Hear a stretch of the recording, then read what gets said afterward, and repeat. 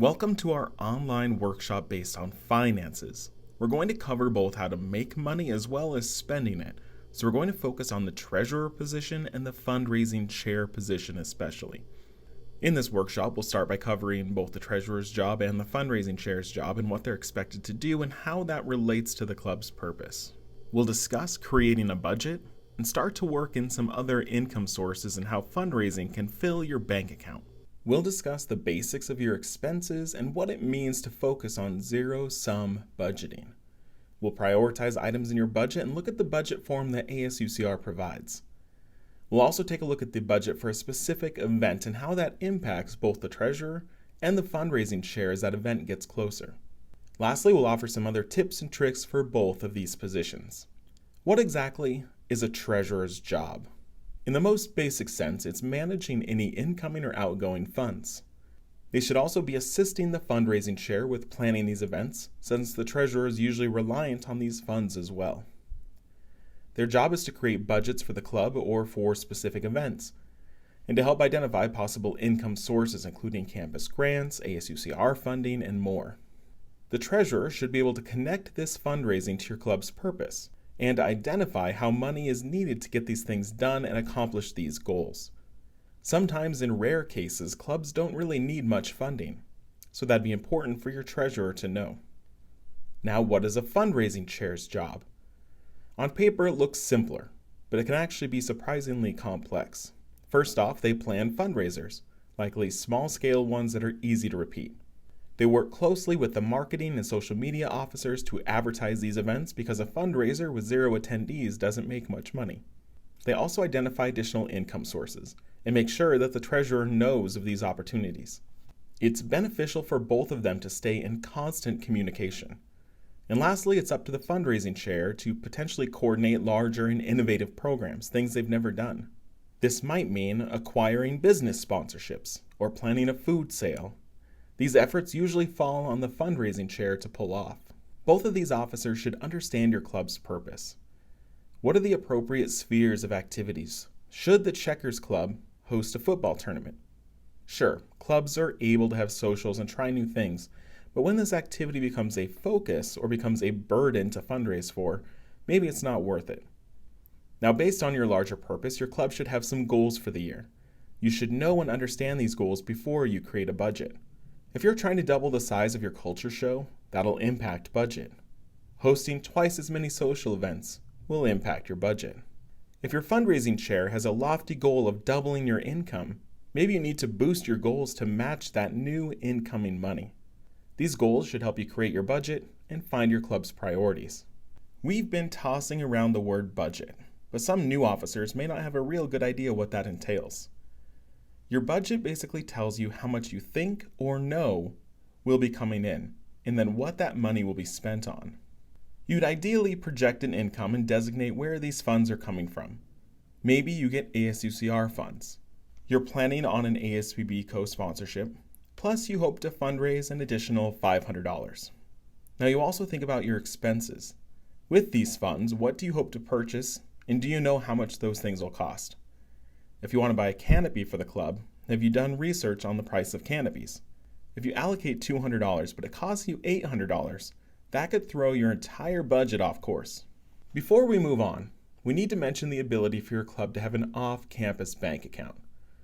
As treasurer, you'll be responsible for this account and will likely be the one who controls this debit card and checkbook. If you don't have an off-campus account yet, it's very easy, and we have another video that you can watch linked down in the description when you're all done with this one. You can have both this new account and still get ASUCR funding. So a treasurer potentially will need to understand how both accounts work and make decisions about purchases and which of the two sources you'll use for that purchase. So let's talk about income sources. Here's some of the most common income sources you might just be familiar with. ASUCR is a big one for a lot of clubs because it's essentially free money that clubs can tap into. You'll get different allocations based on how long you've existed. This is free money, yes, but it's also heavily reliant on reimbursements, which might put your individual officers in a tough place if they can't afford to front the money. Maybe you've received straight-up donations, which can go back into your off-campus bank account.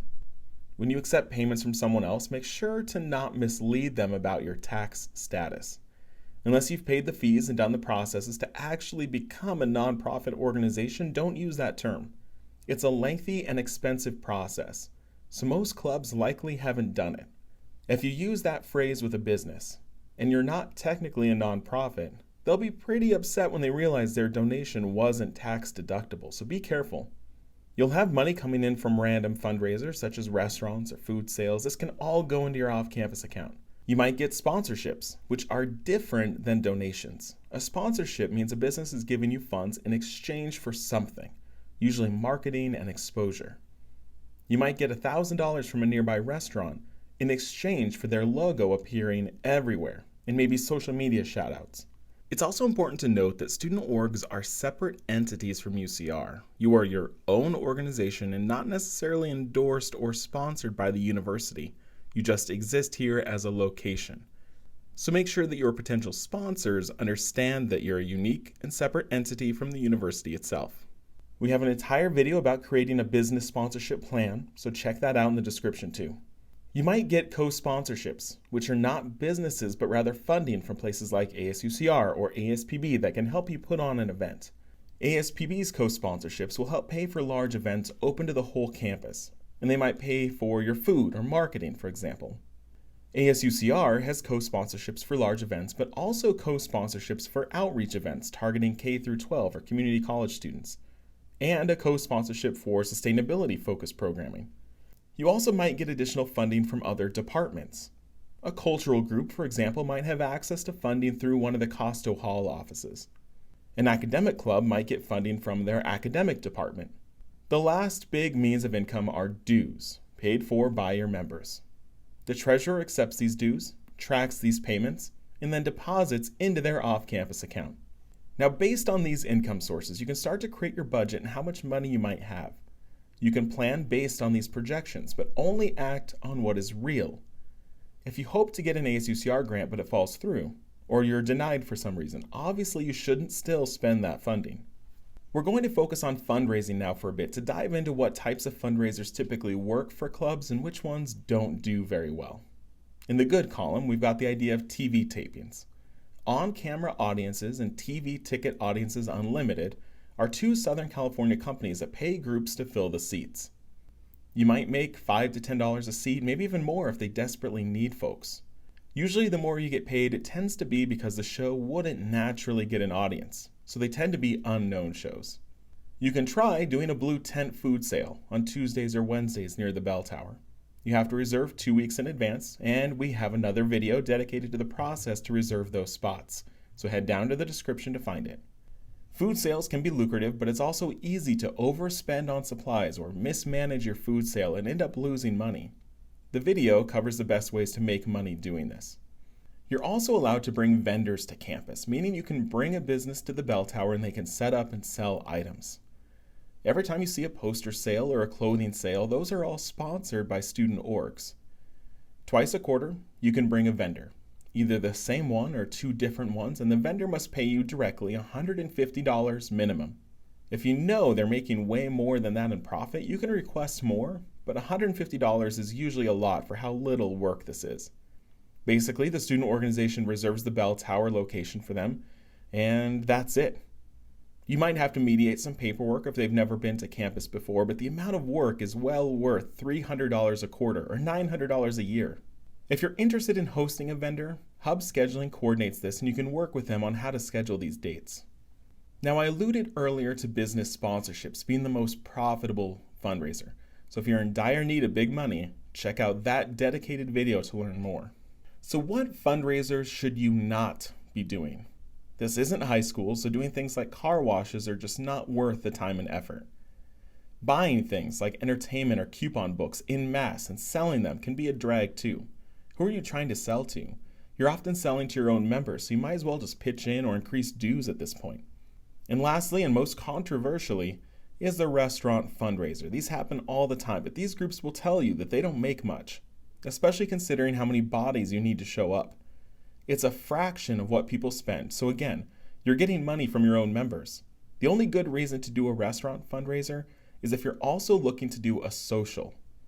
We're going to go to Yogurtland and I'll hang out and get a percentage of our money back. Or maybe you do a fundraiser inviting other clubs, so you're getting their money and not your own members. It can be tricky, but groups might find ways to make these more profitable. So we've talked about income a lot, but now we need to cover your expenses. What sorts of things are you paying for? You want to categorize your expenses for when we get to the budget section, so think about categories for your big events. How much does it cost for the big convention you want to host, or the tournament you're inviting people to? Big events have all sorts of hidden fees and things you wouldn't think of, so start doing research now, or looking at notes from past years. How much will food cost you? If you want food at meetings or maybe socials you're planning, it'll add up quickly. What about general supplies to keep your group functioning? You should purchase a folding table and chairs. Maybe a nice banner to display when you're recruiting, maybe nice handouts or flyers. Maybe you pay extra for glossy cardstock as opposed to black and white copies. Think about a category for professional development. Maybe you want to send your members to nearby seminars or conferences, or you want to host networking meetings or socials. Maybe you want to travel to local businesses that align with your group's purpose. Stuff like that costs money. Most groups want t-shirts, so do some research about how many shirts you'd need, how complicated your design is, and how much it'll actually cost. If you're selling them, try to figure out a price point that will still entice purchases. You don't want a box of unsold shirts sitting around all year. Now let's talk about what's called zero-sum budgeting. This is the idea that fundraising has a purpose. You should be raising enough to hold your events, but not more. At the end of the year, your income and expenses should balance. So think about your big events you need to pay for. You should be doing events, not just fundraisers. Don't just focus on making money. Surprisingly, a lot of groups go inactive and have unused funds because you weren't drawing in new and interested students, so their club died out. Raise enough to cover your events, just not much more than that. Prioritize your budget and what needs to be paid for first. Here we have an example of a budget for the fictional Checkers Club. They've got their income projected, including $825 from ASUCR, a $200 co-sponsorship they hope for, dues totaling $625, and an extra $300 for random fundraising, totaling an expected $1,950. Now, underneath, they're projecting their expenses. The more research you can do, the better these projections can be. They've got 2 tournaments to host, a banquet, printing costs, general supplies, room reservations, and they want to purchase shirts. Next to each thing, they've gone the extra mile by saying how they're paying for it. This is especially useful because ASUCR and other co-sponsorships can only pay for select things. At the end, their expenses are just shy of their income, so it all works out. But now the year is in swing. One member didn't pay their dues yet. They haven't gotten their co-sponsorship approved. That happens next quarter. And maybe their fundraising hasn't been as successful. So they don't have all their funding yet. So now they might start spending it. Let's say Tournament 1 costs $10 more than expected, so it puts you a bit behind. You've only spent $52 of your $100 for printing those, so maybe you'll be fine. Keep track of what things actually cost in case you're going over. Every group can have a budget. This helps you plan. But a lot of groups associate their budget with their ASUCR budget. These can be 2 separate things, because that budget will only be the things that you're asking for from them. Here's an example. Checkers Club has asked for $825 for food for the pure reason that they're hungry.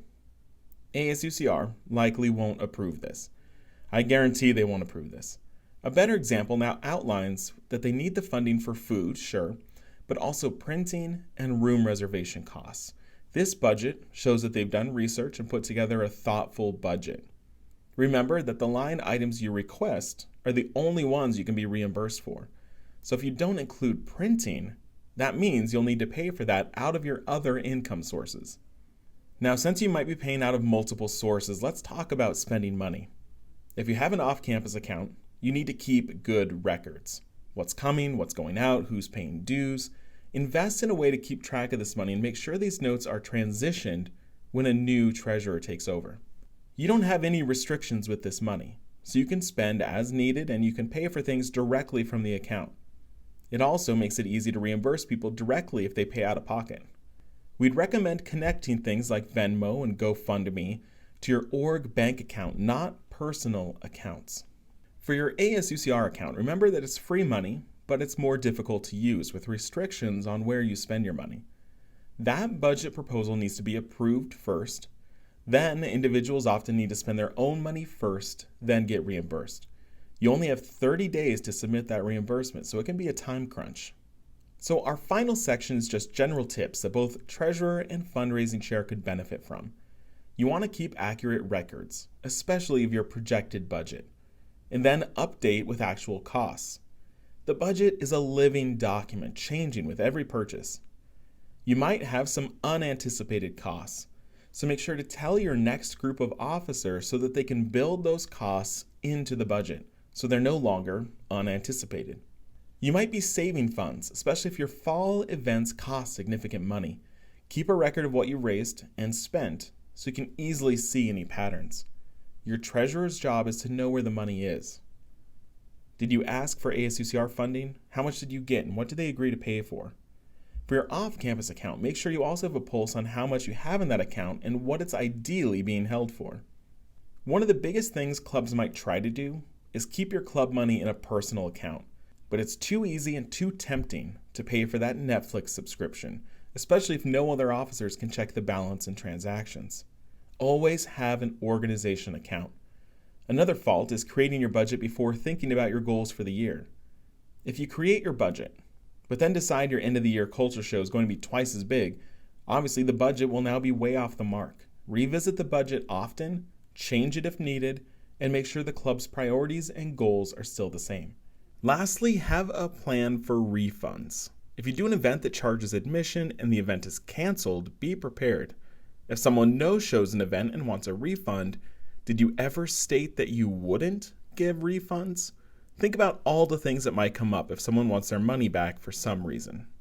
If you still need help, make sure to talk to your student life advisor and we'd love to help. Remember, videos are linked below for how to create business sponsorships and how to do on-campus food sales, as well as how to open an off-campus account. Thanks for watching.